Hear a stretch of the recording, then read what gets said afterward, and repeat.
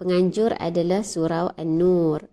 Ya, Surau An-Nur fasa 3A Bandar Seremban Selatan. Tapi saya bersiaran daripada tempat lain, bukan di surau. Baik, jom kita start dulu dengan Ummul Kitab Al-Fatihah. A'udzu billahi minasyaitonir rajim. Bismillahirrahmanirrahim. Alhamdulillahi rabbil alamin. Ar-Rahmanir Rahim. Maliki yaumiddin. Iyyaka na'budu wa iyyaka nasta'in. Ihdinas siratal mustaqim. Siratal ladzina an'amta 'alaihim ghairil maghdubi 'alaihim waladdallin. Amin. Bismillahirrahmanirrahim. Alhamdulillah wa bihi nasta'in wassalatu wassalamu ala sayyidil mursalin wa ala alihi wa ashabihi ajma'in. Allahumma inna nas'aluka 'ilman nafi'a wa rizqan tayyiban wa 'amalan mutaqabbala. Allahumma anfa'na bima 'allamtana wa 'allimna ma yanfa'una wa zidna 'ilma. Wa sallallahu ala sayyidina Muhammad wa ala alihi wa ashabihi ajma'in. Walhamdulillahi rabbil alamin. Terima kasih Salidah Saleh, Mariam Syarbaini, Zarin Zarina, Zakiah Idrus, Zulkifli Mahadi. Ni Tuan AJK kita ni, Masya Allah, Tabarakallah. Alhamdulillah. Rakan-rakan tuan-tuan perempuan bantu untuk share, sebar luaskan lagi kuliah kita pagi ini dan semua kuliah-kuliah yang dianjurkan oleh Surau An-Nur. Sangat aktif surau ni, Masya Allah, Tabarakallah. Semoga Allah memberkati keseluruhan ahli jawatan kuasa masjid dan juga tuan-tuan perempuan yang mengimarahkan masjid, kuliah dan sebagainya. Baik, Alhamdulillah. Ini adalah kali pertama saya bersiaran bersama dengan tuan-tuan dan perempuan pada session dari wanita untuk wanita. Saya dimaklumkan setiap hari Jumaat pagi ada session dari wanita untuk wanita. Dan kalau sebelum ni tak ada session tu lah, maksudnya saya tak join session tu. Sebelum ni kita ada kuliah maghrib beberapa kali di secara offline fizikal di surau, dan kemudian ada sekali seingat saya kuliah maghrib secara online, dan kemudian waktu subuh. Ini kali kedua juga. Tapi session ini baru pertama kali saya bersama dengan surau ini dalam session dari wanita untuk wanita. Baik, saya sekadar nak bagi tahu dulu yang tu yang pertama. Yang kedua, tuan-tuan dan perempuan, kalau daripada session ini ataupun slot dari wanita untuk wanita ini, ia lebih tergambar kepada untuk cerita tentang wanita. Tapi sebab saya dah ada bincang juga dengan AJK, saya akan bawa juga daripada sudut tafsir ayat-ayat suci Al-Quran yang boleh kita ambil dalam lebih kurang 30 ke 40 minit kuliah subuh kita ni. Barangkali ada yang dah bekerja dan sebagainya kan, dah kena masuk office dah, start kita dah boleh rentas negeri dan sebagainya ni kan, tuan-tuan dan perempuan, maka kita akan ambil sekitar 30-40 minit. Dan saya akan meneruskan topik kita sebab selepas ni insya-Allah setiap hari Jumaat minggu ketiga saya akan bersiaran bersama tuan-tuan perempuan di page ni. Ya, pada minggu ketiga hari Jumaat dari wanita untuk wanita, minggu ketiga saya akan bersama dengan tuan-tuan perempuan. Jadi saya dah pilih juga kita nak sambung kita bincang kuliah subuh terdahulu, iaitu buku 50 kaedah Al-Quran untuk jiwa dan kehidupan. Hari itu kalau tuan-tuan dan perempuan ingat, yang pertama, kuliah yang pertama, tuan-tuan dan perempuan, saya dah share tentang waqulu linnasi husna, iaitu berkaitan dengan bercakaplah, berucaplah dengan manusia husna, dengan kata-kata yang baik. Kita dah cerita dah yang tu hari tu, dan hari ni kita nak masuk kaedah kedua, dan ini adalah cara untuk saya isi dari wanita untuk wanita. Tapi sebenarnya walaupun topik dia dari wanita untuk wanita, kita percaya sebenarnya kan tuan-tuan perempuan ada juga tuan-tuan lelaki yang menyertai. Sebab tu saya kekal ambil tafsir, namun kita akan Masya Allah tabarakallah, akan orang kata apa, akan tadabbur, akan reflect, akan menghayati bersama-sama daripada apapun jantina kita, lelaki ataupun perempuan. Ya, tak spesifik. Lama sangat tak dengar tazkirah Ustazah Ida. Masya Allah tabarakallah. Terima kasih ingat saya lagi Puan Ida. Alhamdulillah, doakan kesihatan, kebaikan untuk kita bersama. Boleh kita teruskan kuliah-kuliah ni kan. Okay, hari tu kita dah ambil kaedah pertama, iaitu waqulu linnasi husna. Katakanlah, ucapkanlah kepada manusia kata-kata ucapan yang baik. So hari ni saya nak teruskan pada kaedah yang kedua. Dan barangkali dalam masa yang singkat, kaedah kedua ni kita tak habis hari ni. Kita akan masuk dalam bulan depan, bulan November insya-Allah. Sebab apa? Sebab ayat ini, ayat kedua ataupun kaedah kedua ni sangat sentiasa di bibir kita, saya kira. Okey, untuk makluman, antara rujukan yang saya rujuk, saya semak pula dah, yang saya rujuk dalam slot ini, kita gunakan buku 50 kaedah Al-Quran untuk jiwa dan kehidupan, susunan Dr. Umar bin Abdullah Al-Muqbil. Ya, ada 50 kaedah yang sesuai sangat kita nak tengok untuk jiwa dan kehidupan kita, tuan-tuan dan puan-puan, yang sebenarnya buku ini dalam Indonesia yang diterjemahkan daripada Qawaid Quraniyah, ya, iaitu tentang 50 kaedah Al-Quran, Qaidah Quraniyah fi nafsi wal hayah, untuk kehidupan dan jiwa. So hari ni kita nak masuk yang kedua. Yang kedua ni tuan-tuan dan puan-puan, Dr. Umar bin Abdullah Al-Muqbil meletakkan kaedah kedua berdasarkan surah Al-Baqarah ayat 216. Jadi tuan-tuan dan puan-puan, jom kita buka mushaf. Cuba tuan-tuan dan puan-puan tengok ayat apa ayat 216 tu. Cuba tengok.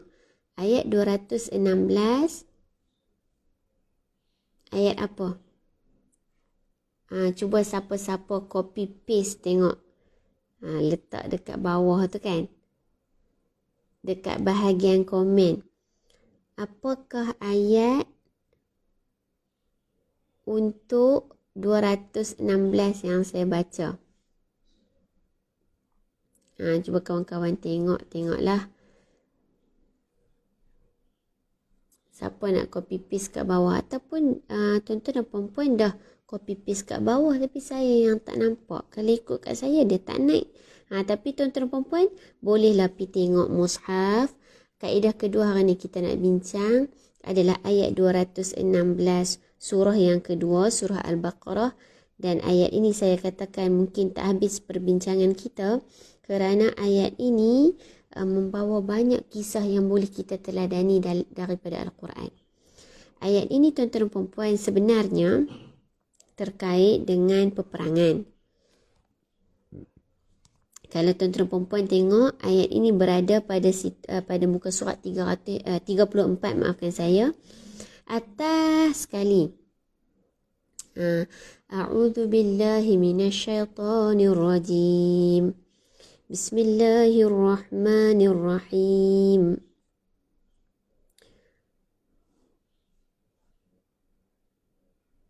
Kutiba alaikumul qitalu wa huwa kurhul lakum wa asa an takrahu syai'an wa huwa khairul lakum wa asa an tuhibbu syai'an wa huwa syarrul lakum. Wallahu ya'lamu wa antum la ta'lamun. Sadaqallahul azim. Saya tak nampak kat sini. Kau tuan-tuan puan-puan. Live dari bumi Lebanon. Masya Allah. Tabarakallah. Okey. Baik, tuan-tuan puan-puan pergi tengok. So inilah ayat yang menjadi susunan kaedah kedua oleh Dr. Umar Abdullah Al-Muqbil, yang mana sebenarnya beliau meletakkan daripada potongan permulaan kaedah kedua adalah wa asa an takrahu syai'an wa huwa syarrul lakum. Wa asa an takrahu syai'an wa huwa khairul lakum wa asa an tuhibbu syai'an wa huwa syarrul lakum Wallahu ya'lamu wa antum la ta'lamun. Ini adalah kaedah yang nak dibincangkan. Tapi tuan-tuan perempuan, sebenarnya ayat permulaan dia daripada atas itu berkaitan dengan peperangan. Kutiba alaikumul qitalu wa huwa kurhul lakum. Kamu diwajibkan berperang untuk menentang pencerobohan, ya. Sedang peperangan itu wa huwa kurhul lakum. Sedangkan peperangan itu perkara yang kamu benci. Okey, so sebenarnya ayat ini terkait dengan peperangan. Ya, dan yang tu yang kita nak saya letakkan di sebelah sekejap, ya, sebab kita tak syarah panjang lagi bab tu, tapi saya bagi tahu dulu gist dia. Tuan-tuan dan puan-puan, ayat ini sebenarnya asasnya berkisar ataupun bercerita tentang peperangan. Dan ini sebenarnya juga terkait dengan ayat sebelum itu, iaitu 215, yang berkaitan dengan penafkahan. Sekali lagi, saya letak dulu di sebelah. Kita tak ceritalah ayat 215 yang sebenarnya kita nak fokus pada kaedah kedua, ayat 216. Dan juga saya tak fokus pada permulaan ini pada ayat 216 awalan dia. Ya, yang permulaan kutiba alaikumul qitalu wa huwa kurhul lakum. Yang itu, yang sebenarnya ayat ini terkait dengan peperangan. Dan kalaupun secara asas, tuan-tuan dan puan-puan, ya, kita tengok dalam rujukan tafsir-tafsir para ulama meletakkan hal ini terkait dengan satu ujian yang besar untuk jiwa. Nak suruh pergi berperang. Berperang, tuan-tuan dan puan-puan, ini asasnya kalau kita boleh faham, nak pergi berperang tu satu benda yang mencabar jiwa dan kehidupan kita. Yang mana nak meninggalkan keluarga, yang kebarangkalian adanya berlaku pengorbanan, bukan kebarangkalian, memang berlaku pengorbanan, mengorbankan apa orang kata, perasaan nak meninggalkan keluarga, meninggalkan kampung halaman, rumah, negara, negeri, ya, mungkin berlakunya kehilangan jiwa, luka, cedera dan sebagainya. Jadi nak bagi tahu kata nak pergi berperang tu pun, ini asasnya tuan-tuan perempuan, saya tak bincang potongan ini secara detail lagi. Tapi nak bagi tahu secara adabnya kita lalui sikitlah, ya, potongan pertama itu. Yang mana ulama menyebutkan ini adalah terkait dengan jiwa. Juga sebab apa nak suruh pergi berperang? Iaitu pensyariatan kewajipan pergi berperang. Dan dia adalah wahwa kurhun lakum. Peperangan itu adalah perkara yang kamu benci. Sebab tadilah kita katakan, kena adanya pengorbanan, meninggalkan keluarga, meninggalkan rumah, meninggalkan negeri, kampung dan sebagainya. Mungkin berlaku korban jiwa, kehilangan jiwa, cedera, luka, sakit. Yang secara asasnya jiwa kita tak suka. Secara asasnya kebiasaan seorang manusia, kelaziman seorang manusia, perkara-perkara yang menyakitkan, kehilangan, pengorbanan adalah satu perkara yang kita tak selesa nak buat. Tapi tuan-tuan dan puan-puan, tengok ayat hujungnya itu yang mana menjadi kaedah asas di dalam buku 50 kaedah Al-Quran untuk jiwa dan kehidupan ini. Wa asa an takrahu syai'a. Boleh jadi kamu semua membenci takrahu syai'a, sesuatu. Wa huwa khairul lakum. Padahal sedangkan ia amat baik bagimu. Khairun, baik, lakum, bagimu. Wa asa an tuhibbu syai'a. Barangkali boleh jadi kamu suka akan sesuatu. Wa huwa syarrul lakum.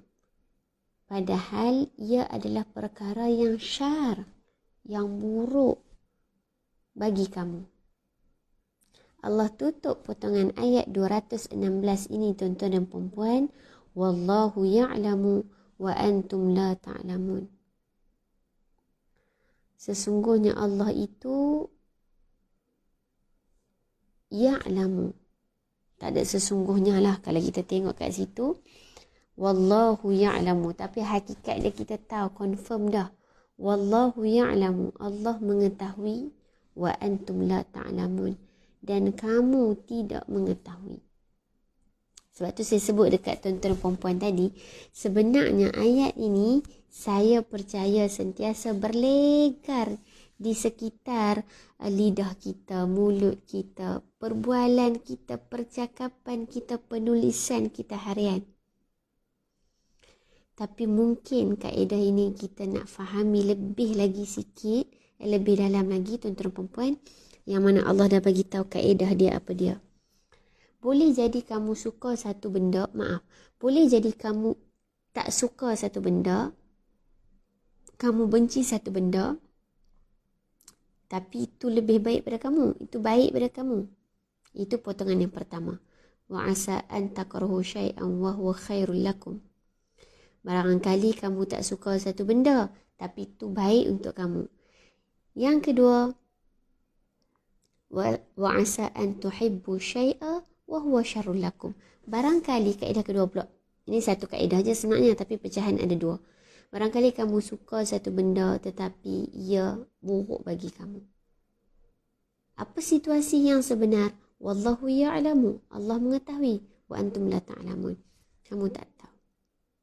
Tuan-tuan dan puan-puan, ini satu perkara yang saya kira akan ambil masa lebih kurang kelas ini dan kelas akan datang insya-Allah. Sebab sebenarnya ada banyak kisah yang kita boleh renung daripada Al-Quran terkait dengan kaedah ini. Dan asasnya tuan-tuan dan puan-puan, saya nak pergi sikit dengan syarahan perkataan.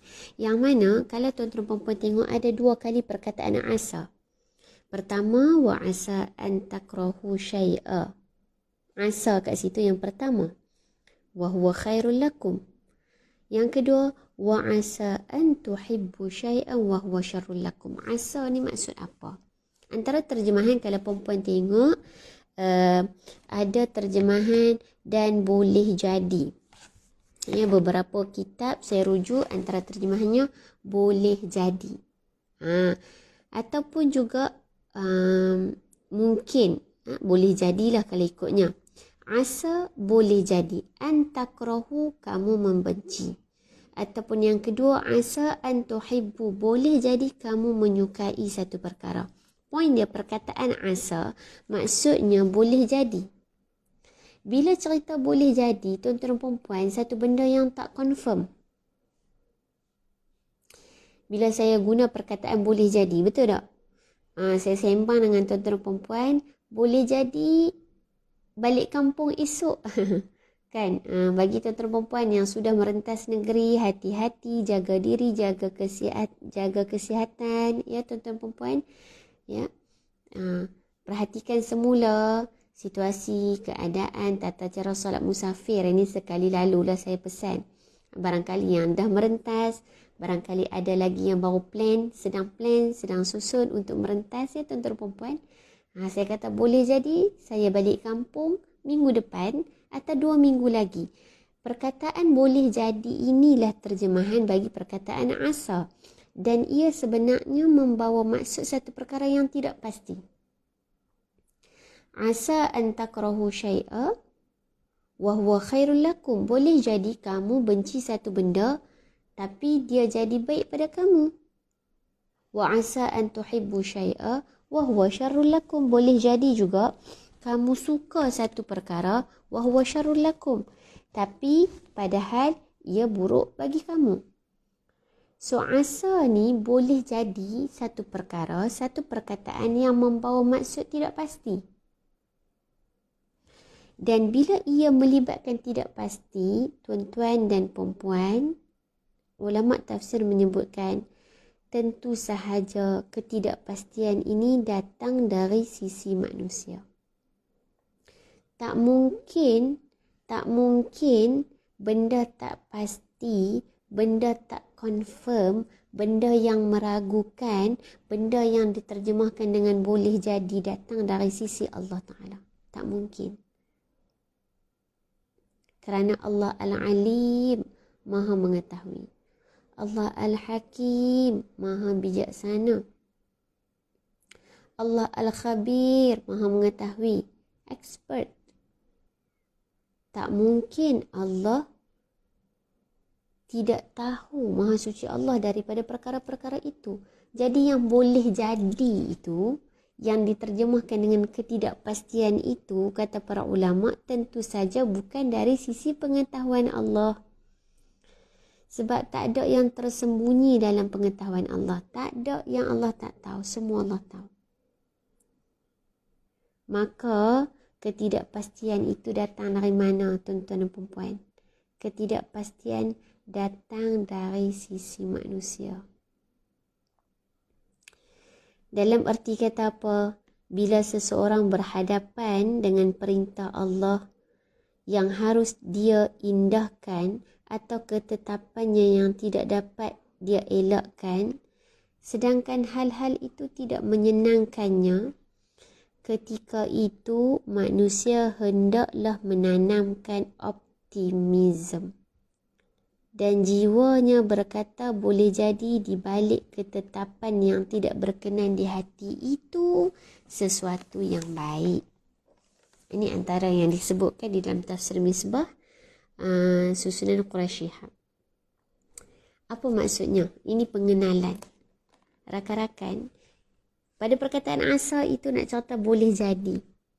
Dan boleh jadi itu sekali lagi tidak datang dari sisi Allah Ta'ala. Sudah tentu. Yang tak pasti, yang tak confident, yang tak confirm, yang tak tentu kepastiannya, itu semua datang daripada manusia. Allah dia confirm dah tahu dah, tuan-tuan dan puan-puan. So macam mana kita nak memahami secara asas dulu permulaan ayat ini? Asa wa asa an takrahu syai'a wa huwa khairul lakum. Boleh jadi kamu tak suka satu perkara. Mungkin berada dalam suka tak suka. Tak sukalah sebenarnya. Pada ayat pertama tu, boleh jadi kamu tak suka satu benda. Wa huwa khairul lakum. Padahal ia baik untuk kamu. Rakan-rakan, bila kita berhadapan dengan satu musibah, berhadapan dengan satu ketidaksukaan kita, benda yang kita teringin, benda yang kita suka, benda yang kita, apa dia lagi? Benda yang tak menyuka, tak membuatkan kita suka. Benda yang datang sebaliknya daripada impian dan cita-cita kita. Benda yang melawan arus dengan hawa nafsu kita. Keinginan kita, impian kita. Sudah pasti kita berada dalam kesedihan. Kita kecewa. Kita, orang kata apa lagi? Kita down. Dalam bahasa kita hari ini. Betul kan? Tetapi dalam perkara yang kita tak suka itu, sebaiknya cara kita beriman dengan takdir adalah meyakini wa huwa khairul lakum. Itulah yang terbaik untuk kita. Sebab kita tak tahu, kita tak pasti. Tetapi yang menyusun perkara itu berlaku dalam bentuk yang tidak baik pada pandangan kita itu, mengetahui wa huwa khairul lakum, ada kebaikan dalam urusan itu.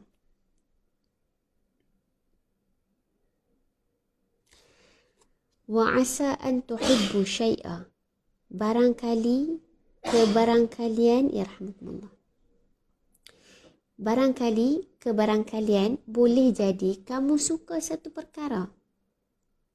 Boleh jadi sekali lagi ketidakpastian. Yang dengan mata kita sebagai seorang manusia yang ada keterbatasan, ada terhad, ada kekurangan, ada perkara yang kurang dalam pencapaian dan pengetahuan kita. Kita suka satu benda ni, tuan-tuan dan puan-puan. Tapi Allah kata, wa huwa syarrul lakum. Tetapi ia adalah perkara yang buruk, yang boleh memberi mudarat kepada kamu. Allah tutup ayat ini, Allah tahu dan kamu tidak tahu. Tuan-tuan dan puan-puan, banyak benda ayat ini nak cerita dekat kita. Bahawanya setiap sesuatu yang kita tak suka, ya kalau tadi pada potongan yang pertama cerita tentang kewajipan berperang. Wa huwa kurhul lakum, ia satu perkara yang kamu tak suka, yang dibenci. Jadi nak disambungkan, barangkali kamu tak suka satu perkara tapi benda itulah baik untuk kamu. Barangkali kamu suka satu perkara tetapi perkara itulah buruk bagi kamu. Dan hal ini, kata Dr. Umar Abdullah Al-Muqbil, adalah satu kaedah yang terkait, yang related, yang berkaitan dengan satu keimanan yang utama, iaitu beriman dengan takdir. Saya percaya tuan-tuan perempuan, kita melalui banyak perkara dalam kehidupan kita. Ada perkara yang kita lalui, kita dapat, orang kata apa, kita menghadapi dalam situasi kehidupan kita seharian dan kita tak suka benda tu. Saya rasa saya boleh kaitkan dalam situasi kita sekarang ni antara lain adalah dengan situasi sekarang, pandemik yang sudah menjadi endemik, ya, kita kena hidup dengan virus ni. Saya percaya banyak benda kita tak suka. Maaf saya sebutnya, banyak ujian kita lalui 2 tahun ini, tuan-tuan perempuan, semua kita lalui dengan ujian dalam keluarga, hubungan kekeluargaan, lama mana kita tak balik, kita PJJ dengan pasangan kita, dengan anak-anak kita, dengan ibu ayah kita. Ya, kita dah renggang sikit, renggang sebab tak jumpa. Sebenarnya zaman sekarang ni boleh kita video call semua, boleh kan tuan-tuan perempuan, tapi tak sama. Maksudnya pandemik ataupun endemik ini, COVID-19 ini menguji kita dengan pelbagai perkara. Daripada hubungan kekeluargaan, daripada kerjaya, daripada perniagaan, daripada kewangan, daripada kesihatan, daripada kehidupan dan kematian. Adanya sebahagian kita yang berhadapan dengan kehilangan, pemergian, pengorbanan. Frontliners kita yang bekerja tak berhenti. Dan akhirnya sebenarnya semua orang bertanggungjawab menjadi frontliners, kan tuan-tuan perempuan. Situasi ini situasi yang kita tak suka. Situasi ini adalah situasi yang sangat berat untuk kita terima. Boleh jadi kita tak suka. Wa asa an takrahu syai'a. Boleh jadi kita tak suka bekerja dari rumah. Tapi itulah manusia kita, kan tuan-tuan perempuan. Dulu kadang-kadang kita nak pergi office, ya Allah malahnya, kan. Beratnya nak pergi ke office. Tapi 2 tahun, hampir 2 tahun saya kira, tak semua orang, tapi kebanyakan kita, saya rasa kebanyakan kita bekerja dari rumah, work from home, belajar dari rumah, mengajar dari rumah, kan. Ada satu perkara yang diimpikan, seronoknya nak duduk rumah, tak berapa, orang kata apa, kadang-kadang adalah situasi kita, kan. Aduh, tak laratnya nak pergi office. Sampai 2 tahun hampir bekerja di rumah. Rindu pula nak pergi office. Situasi endemik ataupun pandemik yang akhirnya wallahu ta'ala alam menjadi endemik ini, saya percaya tak ada siapa yang kita kata pada permulaannya suka dengan situasi ini. Tapi rakan-rakan, ini kaedah yang nak mengajarkan kepada kita beriman dengan sebenar-benar iman kepada takdir, ketentuan, susunan, aturan Allah Ta'ala. Ya, barangkali kita tak suka, tapi ini yang terbaik untuk kita. Dan yang kita nampak tak seronok tu mata kita, tuan-tuan perempuan, pengetahuan kita. Ya Allah, kenapalah begini, begini dan begini. Sebenarnya, hakikatnya dalam pengetahuan Allah, inilah yang terbaik untuk kita, tuan-tuan perempuan. Dan saya pasti ada banyak hikmah sekitar 2 tahun ini banyak lesson, banyak pelajaran yang kita dapat. Banyak iktibar yang kita perolehi. Di sebalik perkara yang kita tak gemar, musibah yang melanda kepada kita dengan kesakitan, penyakit, wabak ini, saya pasti ada kebaikan yang kita dapat. Tetapi secara perlahan-lahan. Mungkin kita tak nampak secara direct ataupun sekaligus, tapi ada kebaikan. Ya, mungkin daripada satu sudut yang saya boleh sebutkan, ya, bila kita ramai-ramai berkumpul di rumah, sebahagian daripada kita, Masya Allah, Tabarakallah, mula membangunkan atau menghidupkan rumah dengan solat berjemaah dengan pasangan dan anak isteri. Ya, yang kita kata kalau kita ingat, ya 2 tahun tuan-tuan dan perempuan, kita solat raya di rumah. Adanya pengalaman baru bagi para suami khususnya, anak-anak lelaki kita. Pengalaman menjadi imam, mengimamkan solat Aidul Adha dan Aidul Fitri misalnya. Maksudnya ada hikmah, ada kebaikan yang ada dalam musibah ini. Cuma mata kita, perasaan kita, ya, yang kadang-kadang tidak sabar, tidak redha, tidak tenang dengan susunan musibah yang Allah datangkan kepada kita, wabak ini. Kita menampakkan perkara itu takrahu, kita tak suka. Tapi ini perkara terbaik, wa huwa khairul lakum. Dan ada perkara yang kita suka, kita cinta, kita impi, kita minat. Tapi Allah bagi tahu, wa huwa syarrul lakum. Barangkali ada benda kamu suka, tapi itu yang buruk bagi kamu. Tuan-tuan, betul tak dalam kehidupan kita ada perkara-perkara yang kita teringin sangat, kita suka, kita nak sangat, tapi Allah tak izin lagi datang. Cuba komen. Pasal apa saya tak nampak komen tuan-tuan perempuan? Dia tak naik tu. Kan tak apalah. Ada tak tuan-tuan perempuan? Ada tak yang kita teringin sangat sebab kita suka satu perkara? Kita teringin nak, kita teringin nak capai, kita minat, kita suka sangat satu perkara, tapi Allah tak izin dapat sehingga hari ini. Ataupun kita dapat tetapi lambat. Tuan-tuan dan perempuan, inilah potongan yang kedua. Barangkali kamu suka satu perkara. Boleh jadi kamu suka satu perkara, tapi perkara itu buruk bagi kamu. Perkara itu mendapat mudarat, memberikan kemudaratan kepada kamu. Maka tuan-tuan dan perempuan, kita manusia sebagai orang yang Muslim dan beriman.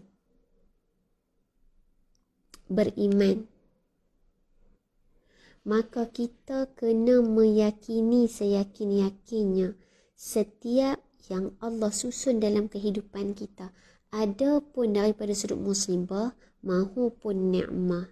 Maka tuan-tuan dan perempuan, itulah yang terbaik untuk kita. Sebab apa?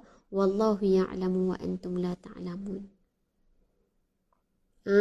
Nak balik khidmat, Puan Ustazah Siti Nurbaya kata, nak balik khidmat di negeri kelahiran tak dapat lagi. Betul? Betul tuan-tuan dan perempuan? Tengok Ustazah Siti Nurbaya, Puan Siti Nurbaya kongsikan ni, sahabat saya ni daripada Maktab Mahmud dulu. Nak balik berkhidmat di negeri kelahiran tak dapat lagi. Betul tak? Wa asa an tuhibbu syai'a. Boleh jadi kamu suka sangat nak balik khidmat kat Kedah tu. Samalah kita Puan Nurbaya kan. Nak balik kerja kat Kedah, nak balik duduk kat negeri kita. Contohnya. Kerana kita rasa itulah yang terbaik. Mata kita nampak itulah yang terbaik. Bagi kita itulah yang paling terbaik untuk kita. Paling terbaik, paling baik. Tapi Allah tak susun begitu tuan-tuan perempuan. Kerana Allah mengetahui ada perkara yang jauh lebih baik.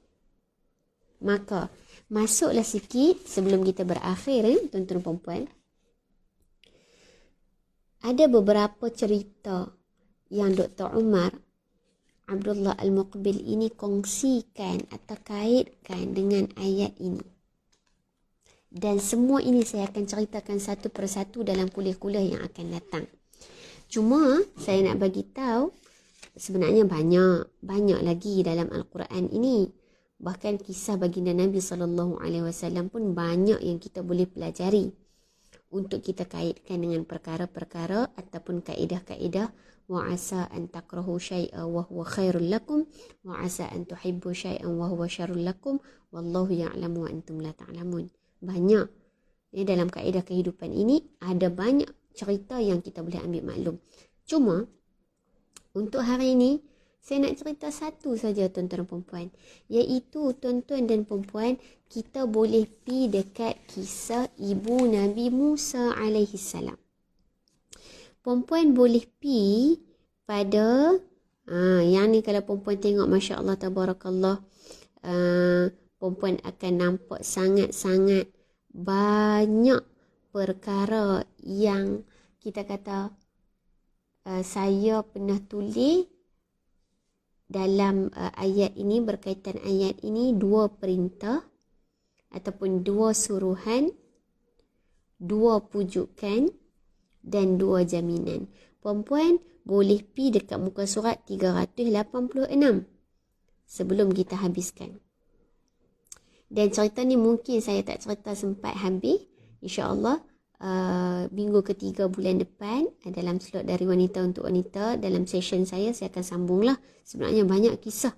Sebab tu saya kata kaedah kedua ni mungkin ambil masa yang lama. Sebab kita nak menyelusuri satu persatu sirah ataupun sejarah kisah yang ada dalam Quran, yang nak bagi tahu kata ya, manusia mungkin tak suka satu benda tapi itu yang terbaik. Manusia mungkin suka satu benda tapi benda tu tak baik untuk kita. Tapi kenapa Allah susun begitu? Kenapa Allah susun ada benda yang kita tak suka tapi berlaku dalam kehidupan kita? Kenapa Allah susun ada benda yang kita suka tapi tak capai? Sebab wallahu ya'lam, Allah tahu. Wa antum la ta'lamun, kamu tak tahu. Tuan-tuan perempuan, pi muka surat 386 ayat ke-7 surah Al-Qasas. Yang ni kisah tentang mak Nabi Musa, ibunda Nabi Musa alaihi salam. A'udzu billahi minasyaitonir rajim. Wa auhayna ila ummi Musa an ardi'ih fa idza khifti 'alayhi fa alqihi fil yam wa la takhafi wa la tahzani inna radduhu ilayki wa ja'iluhu minal mursalin.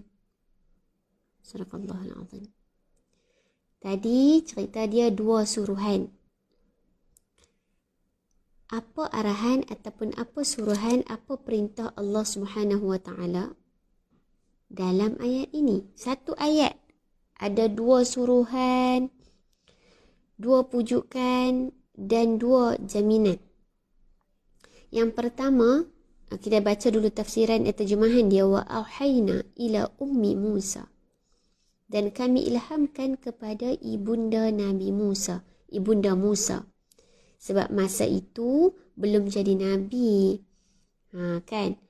Wa auhayna ila ummi Musa. Dan kami ilhamkan kepada ibu Musa an ardi'i. Ini perintah pertama tuan-tuan perempuan Allah suruh. An ardi'i. Untuk apa? Susukanlah dia. Fa idza khifti 'alaihi fa'alqihi fil yam. Yang kedua, kalau kamu takut, fa'idha khifti alaihi, kalau kamu takut sesuatu bahaya terkena pada bayi Musa itu, fa'alqihi fil yam, maka letakkanlah dalam peti, lepaskan ke laut, layarkan ke laut. Terima kasih Nuriza Anwar, betul ayat 7. So, suruhan Allah yang pertama, susukan, ardi'i. Yang kedua, Kalau kamu takut, فَإِذَا خِفْتِ عَلَيْهِ فَأَلْقِيهِ فِي الْيَمْ. Layarkan dia. Letak dalam peti, layarkan dalam dalam peti, dalam laut. Soalan saya dekat tuan-tuan dan puan-puan. Kita dah sampai lebih kurang 40 minit. Saya tanya tuan-tuan dan puan-puan. Seorang ibu yang baru melahirkan bayinya disebabkan kepimpinan pada ketika itu, arahan kepimpinan pembesar kerajaan, kita sebutkan pembesar negeri iaitu Firaun, yang mewartakan pembunuhan anak lelaki yang lahir. Satu, maknya takut tak tuan-tuan dan puan-puan? Ibundanya melahirkan bayi Musa, bayi lelaki. Seriau tak? Takut tak? Sedih tak? Tertekan tak dengan situasi kerajaan pembesar mewartakan bayi lelaki yang lahir perlu dibunuh pada tahun itu? Dahlah kita katakan berhadapan dengan pembesar negeri punya undang-undang yang tak masuk akal ni. Firaun punya undang-undang ni tuan-tuan dan puan-puan. Macam mana ni nak selamatkan bayinya daripada dibunuh? Tuan-tuan dan puan-puan, Allah ilhamkan kepada ibunda Nabi Musa untuk buat dua perkara. Perkara pertama adalah susukan. Perkara kedua adalah layarkan di dalam laut. Saya tanya tuan-tuan dan puan-puan, sebagai seorang ibu, kita dahlah tak habis lagi, ya? Kita letaklah diri kita. Tak habis lagi gelisah dengan undang-undang yang diwartakan oleh kerajaan Firaun.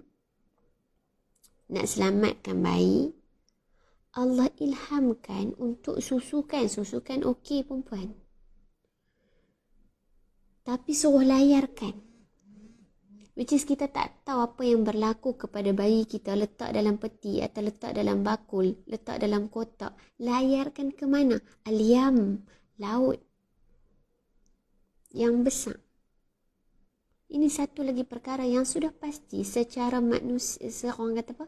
Secara asas manusia kita normal kan, mesti gelisah, mesti takut, mesti sedih. Tapi tengok tuan-tuan dan puan, Allah Ta'ala pujuk dengan dua perkara, dengan dua motivasi. Apa dia? Wala takhafi, dan janganlah kamu bimbang. Wala tahzani, dan jangan kamu berduka cita. Kalau ayat kita sembang, tak apa, bagi dia susu, masukkan dalam peti, layarkan. Tak apa, jangan bimbang, jangan takut. Asasnya kita manusia, kita tahu benda tu kita tak boleh terima. Kita tak suka. Kita tak bersedia. Kita mungkin orang kata apa? Nak buat macam mana ni, nak layarkan anak kan. Kita cuba duduk dalam situasi ibunda Nabi Musa ataupun ibunda Musa pada ketika itu. Susukan, okey. Layarkan, Allahu Akbar.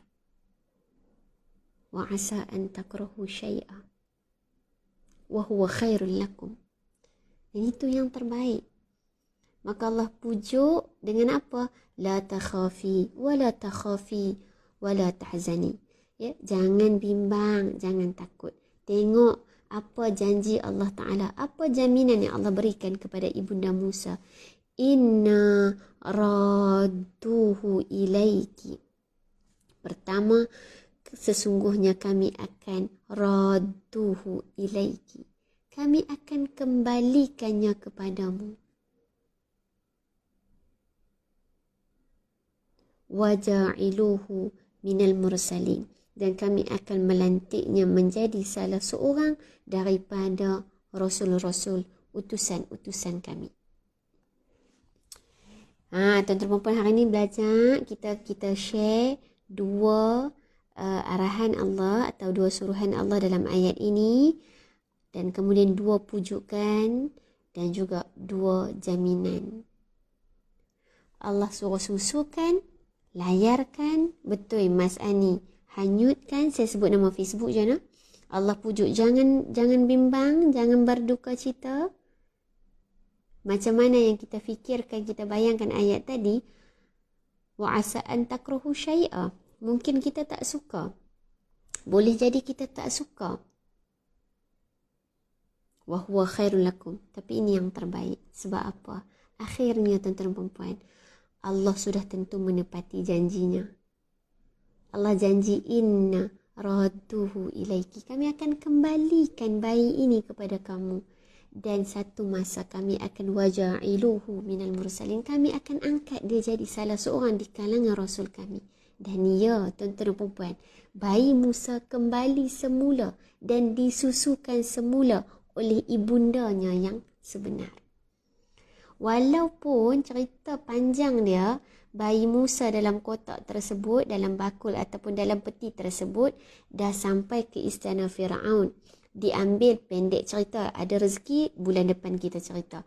Dah diambil oleh isteri Firaun, wa imra'ata Firaun yang kita sebutkan di dalam Al-Quran, imra'ah Firaun, ya, isterinya.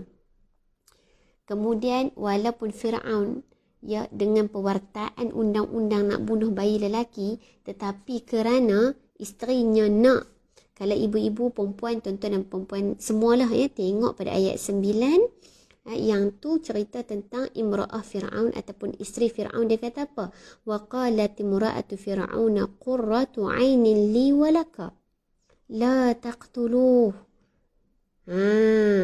Tengok pada ayat 9 bawah dia sahaja perempuan. Ya. Asa an yanfa'ana aw nattakhidahu waladan wa hum la yash'urun. Dah sampai ke depan di aliran istana Firaun tersebut. Isteri Firaun ambil dan berkata semoga ia menjadi qurratu ainin. Ya, semoga menjadi cahaya mata bagiku dan bagimu. Jangan bunuhnya, la taqtuluh. Mudah-mudahan ia berguna kepada kita atau kita jadikan dia anak padahal mereka tidak menyedari. Tak tahu tuan-tuan perempuan, bayi itu yang akhirnya membesar, diangkat menjadi nabi dan datang menasihati atau kembali kepada istana Firaun untuk menasihati dan mengajak Nabi Musa, Firaun, maafkan saya, kembali kepada Allah. Yang ada di dalam surah An-Nazi'at antaranya. Tuan-tuan dan perempuan, saya berhenti dekat sini dahulu. Saya percaya kalau tuan-tuan dan perempuan dah pernah baca kisah ibu Nabi Musa ni, mungkin dah feel dah. Kalau tuan-tuan dan perempuan yang barangkali belum masuk cerita ni, insya-Allah ada rezeki kita jumpa lagi akan datang untuk kita cerita dengan lanjut. Tapi poin penting sebelum kita berhenti, ya, tuan-tuan dan perempuan, dipendekkan cerita, ibu Nabi Musa ataupun ibu bayi Musa tadi menyuruh kakaknya pergi mengintip ataupun dalam bahasa lain menjejaki. Wa qalat li ukhtihi qussih.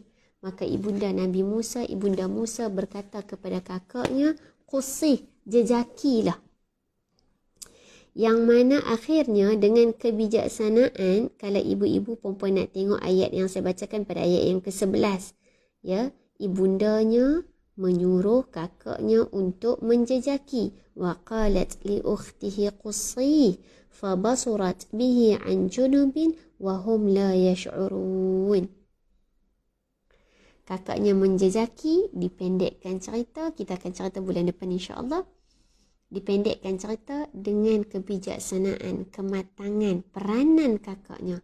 Bayi Musa itu kembali kepada ibunya untuk disusukan, diasuh dan dididik, tuan-tuan dan perempuan, dalam keadaan wahum la yash'urun. Tak ada siapa pun tahu bayi itu kembali disusukan oleh ibunya. Dekat mana? Perempuan cuba tengok dekat ayat 12. Ayat 12 cerita, dan kami jadikan dia dari mulanya enggan menyusu kepada perempuan-perempuan yang lain yang hendak menyusukannya. Jadi kakak dia kata apa? Kakak dia tadi kan, kakak dia kata faqalat hal adullukum ala ahli baitin yakfulunahu lakum wa hum lahu nasihun. Nak tak aku tunjukkan kepadamu penduduk sebuah rumah yang dapat jaga dia, dapat susukan dia, dapat asuh dia. Kakak dia, kakak bayi Musa tu yang beri idea. Wahum la yash'urun, mereka tak tahu tu kakak bayi tersebut. Dan akhirnya bayi tersebut dipersetujui untuk disusukan oleh wanita yang berada, yang penduduk sebuah rumah tadi. Siapakah wanita tu? Seorang ibu. Siapakah ibu itu? Ibu kepada bayi Musa, yang mana Allah dah janji dalam ayat ke-7 tadi, tuan-tuan perempuan, inna radduhu ilaik, kami akan kembalikan bayi ini kepada kamu. Tuan-tuan perempuan, wa asa an takrahu syai'a wa huwa khairul lakum, barangkali boleh jadi ya kamu tak suka dengan satu perkara, tetapi itulah perkara terbaik untuk kamu. Dan barangkali kamu suka satu perkara, wa asa an tuhibbu syai'a wa huwa syarrul lakum, tetapi itulah perkara yang buruk untuk kamu, yang boleh memberi mudarat untuk kamu. Wallahu ya'lamu wa antum la ta'lamun, Allah mengetahui dan kamu tak tahu. Tentu saya kira setakat ni dulu saya berhenti. InsyaAllah ada rezeki kita sambung bulan depan, masih dalam kaedah yang kedua. Sebabnya kita buat keputusan, saya buat decision insyaAllah untuk slot saya dari wanita untuk wanita ini. Minggu ketiga insyaAllah dengan izin Allah Ta'ala di surau ni kita ambil buku 50 kaedah Al-Quran untuk jiwa dan kehidupan. Hari tu kita dah bincang kaedah pertama, yang ni kaedah kedua, tapi belum habis kaedah kedua ni sebab saya nak cerita dekat tuan-tuan perempuan cerita-cerita yang dapat kita renungi, kita feel ya terkait dengan kaedah ini. Ada rezeki kita cerita balik, sedikit lagi tambahan, mungkin barangkali kisah Nabi Musa ataupun kisah spesifiknya kisah Ibu Musa, terkait juga Dr. Umar Abdullah Al-Muqbil meletakkan antara lain kisah Nabi Yusuf alaihi salam, kehilangannya, pemergiannya, dan akhirnya bertemu semula dengan ayahandanya Nabi Yaqub. Begitu juga jangan lupa tuan-tuan perempuan, hari ni perempuan baca Al-Kahfi akan jumpa momen atau situasi kanak-kanak ataupun seorang anak yang dibunuh oleh Khadir ataupun Nabi Khadir. Begitu juga jangan lupa tuan-tuan perempuan, adanya kisah Ummu Salamah yang mana kematian suaminya. Ya, sedih kematian suami, tetapi subhanallah ada benda yang lebih baik rupa-rupanya Allah tentukan selepas itu.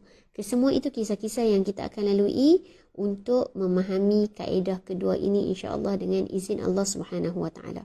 Saya kira itu saja untuk pagi ini ya tuan-tuan perempuan. Teruskan bersama surah An-Nur, insya-Allah ada rezeki kita jumpa balik dalam kelas-kelas yang akan datang insya-Allah. Terima kasih banyak. Saya tengok sikit beberapa komen sebelum kita habis. Jazakumullahu khairan katsira. Alhamdulillah, terima kasih banyak. Wa iyyakum jami'an fa jazakumullahu khaira. Begitu juga saya tengok dekat sini, bantu kita untuk share ya tuan-tuan perempuan supaya kawan-kawan kita tahu juga ketetapan Allah. Awalnya perpisahan, diakhiri dengan pertemuan. Betul. Terima kasih Mas Ni, barakallahu fiik. Dan juga rakan-rakan yang lain, alhamdulillah, terima kasih banyak. Jumpa lagi insya-Allah. Jom kita tutup dengan kafaratul majlis dan suratul asri. Subhanakallahumma wa bihamdika asyhadu an la ilaha illa anta astaghfiruka wa atubu ilaik. Bismillahirrahmanirrahim. Wal 'asr innal insana lafi khusr illa alladhina amanu wa 'amilus salihat wa tawasaw bil haqq wa tawasaw bis sabr. Terima kasih semua tuan-tuan perempuan. Jumpa lagi. Selamat semua. Assalamualaikum warahmatullahi wabarakatuh.